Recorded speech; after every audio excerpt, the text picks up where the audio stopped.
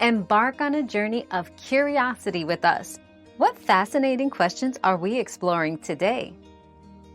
Fridge knocking noises usually come from the compressor or defrost cycle and rarely affect your food safety.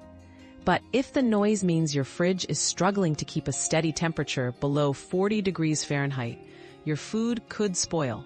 Keep an eye on the temperature, and if you notice big changes or loud noises, have your fridge checked to protect your food. We've quenched today's curiosity, but there's always more to learn. Keep the curiosity alive by subscribing and joining us for our next adventure.